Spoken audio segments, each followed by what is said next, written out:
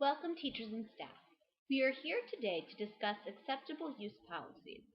What are they? Why do we have them? What do they do? And how can you best comply to them? In order to help you better understand all of the above, specifically how it relates to our Baltimore City Public School System acceptable use policy, we have put together this short presentation. What is an acceptable use policy? An acceptable use policy is a policy put in place by a business or school system which filters, screens, and monitors employee or student and faculty technology use.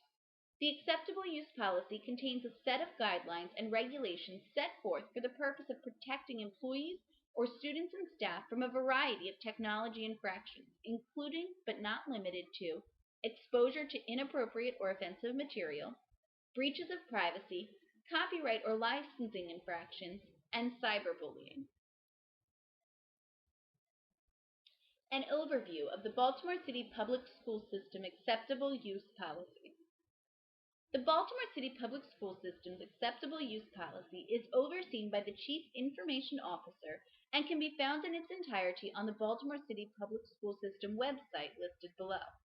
The Baltimore City Public School System Acceptable Use Policy has set forth separate guidelines for staff and students, as well as outlined violations and corresponding consequences for each.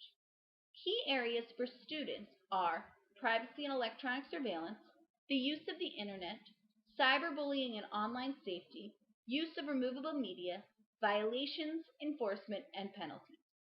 Key areas for staff include privacy and electronic surveillance, software licensing, use of email, the use of the internet, use of removable media, end of use, violations, enforcement, and penalties.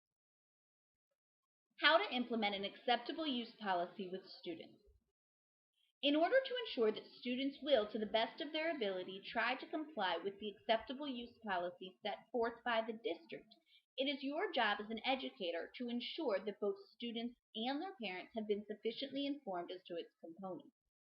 Simply providing parents and students with a copy of the acceptable use policy and having them sign it is not enough.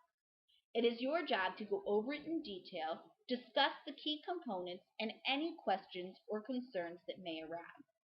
Key areas in the Baltimore City Public School System Acceptable Use Policy for students include how to identify and navigate away from inappropriate material, privacy regulations, cyberbullying, what copyright is, what removable devices are, and how to recognize malicious software, and privacy settings and appropriate content. How to navigate away from inappropriate material. In accordance with the Child Internet Protection Act, Baltimore City Public School System employs the use of filtering techniques to pre-screen sites for questionable material. Sites found to be offensive, unsuitable, or objectionable, or to compromise the security and integrity of the Baltimore City Public School System's communication systems are, as a result, blocked from student or faculty use. Unfortunately, even with the best filtering systems in place, the chances of a student coming across inappropriate material are still there. A student's ability to navigate away from the questionable material in a timely fashion is crucial in minimizing that student's exposure to it or to exposing other students to it as a result. Teaching students to use the browser's back button to navigate away from the screen or the red X to close out the site are good tactics to use. Internet safety, private settings, and security. As educators, we have a duty to teach our students not only how to use the internet and technology, but how to do so safely. Included in that is teaching them the importance of privacy settings, that nothing on the internet is truly private, and that the internet is forever. Cyberbullying.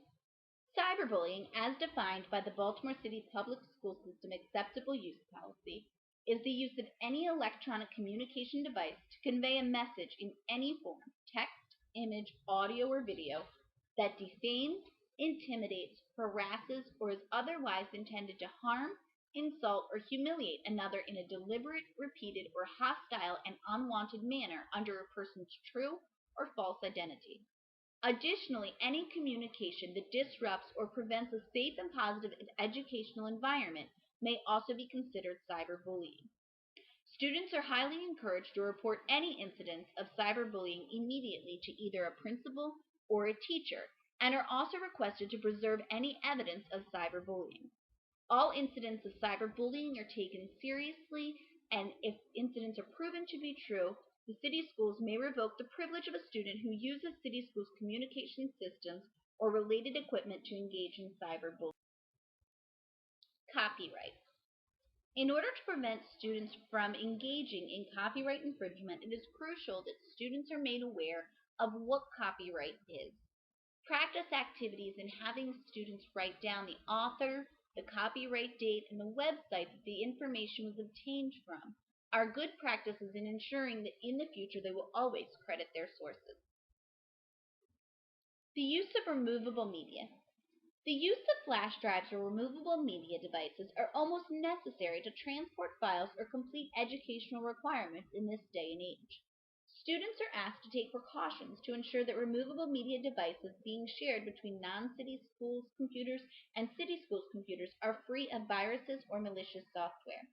It is our duty as educators to ensure that our students are able to do this to the best of their ability by teaching them to recognize malicious software as well as to understand the harmful consequences that it could cause. Implementing the acceptable use policy as a staff member. The best way for a staff member to adhere to the policies is to be aware of all components of the acceptable use policy. Again, the full acceptable use policy can be found at the Baltimore City Public School System website listed at the end of this presentation. Some tips for staying safe on the web as a staff member are to be aware of all guidelines, to limit technology usage to only educationally related activities. The best way to prevent misconduct through personal usage is to have none. To have parents sign waivers. Be very clear with your parents about how you intend to use student pictures and work, and have parents give written permission to do so. Do not refer to work-related activities in any capacity during personal internet usage. Again, you can't get in trouble for what you don't do. Keep privacy settings for both educational internet usage and private internet usage private.